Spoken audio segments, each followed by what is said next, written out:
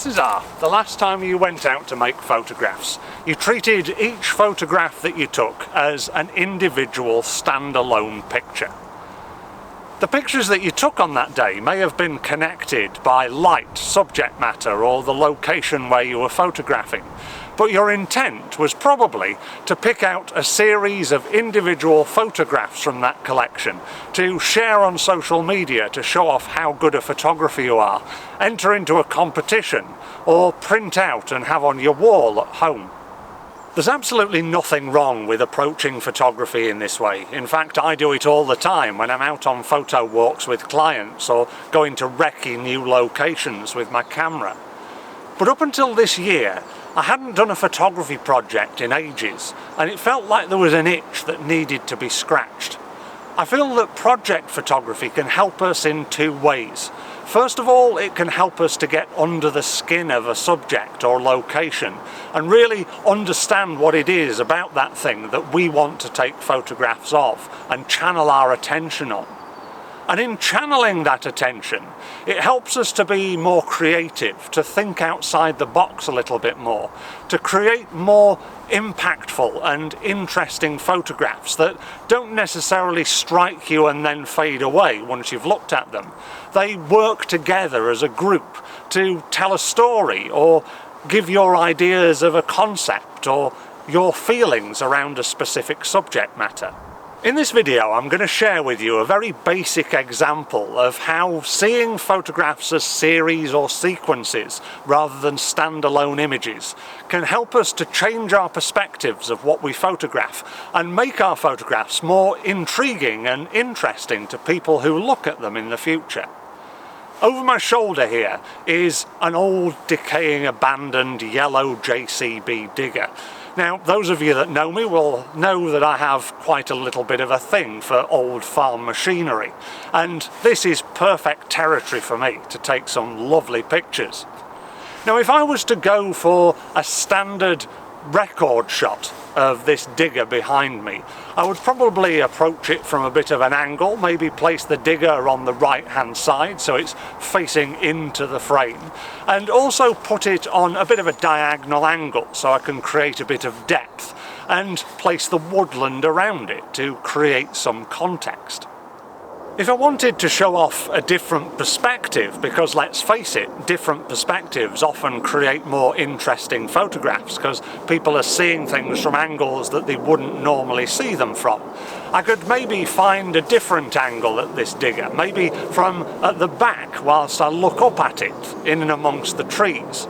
It's the same digger, but it's being shown from a different point of view. At this point, if you were looking for that single standalone photograph, you'd probably think, well, I've got one of this digger, so it's time to move on and explore the rest of the woodland. But if we switch that around and think that we're going to make a series of photographs, then we're going to get under the skin, or at least the rust of the digger, and explore it as much as we possibly can. And that's what I fully intend to do. So let's go and take some photographs, and at the end of the video I'll share with you the pictures that I've taken in this series or sequence style, and hopefully you'll be able to see how we can change the perspective of what it is that we're photographing and the way that we're photographing it.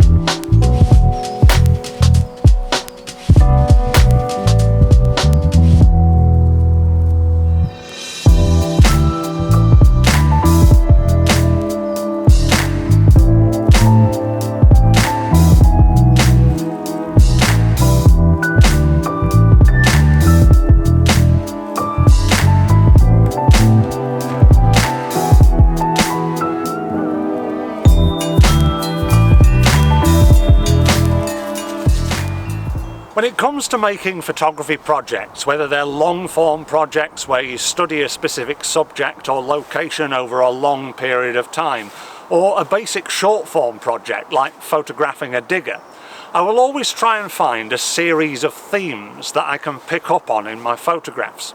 Now with the digger, there's the obvious theme that it's decaying and abandoned, which is going to be able to be shown in every single photograph that I've made.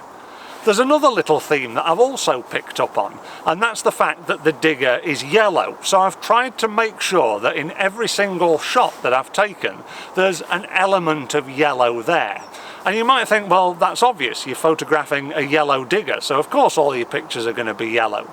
But the temptation might be to just take a photograph of the bucket with the trees in the background. But as soon as you break that continuity, you break the flow of photographs. Remember, we're trying to look at them as part of a series or sequence, not as standalone pictures. So having these little details that you can weave into a project can really help tie your photographs together. You can also weave continuity in through the way that you photograph things. I've taken all of my photographs in this series as square format photographs. I've also used a fixed focal length lens, so I'm not zooming in and out all the time. I've tried to keep the settings that I've used on my camera pretty consistent, so all of the photographs, although they're of different parts of the digger, all tie in together to create this series of photographs rather than those single standalone pictures. You may think that doing something like this would be a complete and utter waste of your valuable time as you go in search of the next new impactful photograph that's going to wow your followers on social media. But I would really encourage you to do something like this. I guarantee it will make you a more observant photographer because you are honing and limiting your attention to one subject or one way of photographing that subject.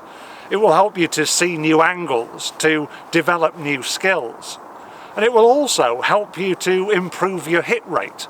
Next time you go out and take single photographs, you will see that you are more successful the more you take photographs because you will be more observant and you'll be used to taking series of photographs to fill up your memory card rather than just dabbling and hoping that one or two will come out okay.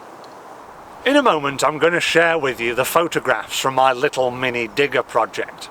When you look back at them, try and notice the continuity factors that I've tried to weave in, the colour, the theme of abandonment, the fixed focal length lens, the similar settings and the square format. Try and look at them as a continuation, a flow of photographs, rather than looking at each individual photograph on its own. By doing that, you'll soon find out how we can change the dynamic of the way that people look at our photographs, hopefully for the better. So, are single photos enough? Well, in many circumstances, yes, of course they are. We will always go out in search of those standalone, unique subjects that may be cast in fantastic, unique light that we're never going to be able to get back again. But we've all heard the phrase, a picture paints 1,000 words. Imagine if we had a series of pictures. How many words would we be able to paint then? I'll leave you with my digger photos and I'll look forward to seeing you in the next video. Thanks very much for watching.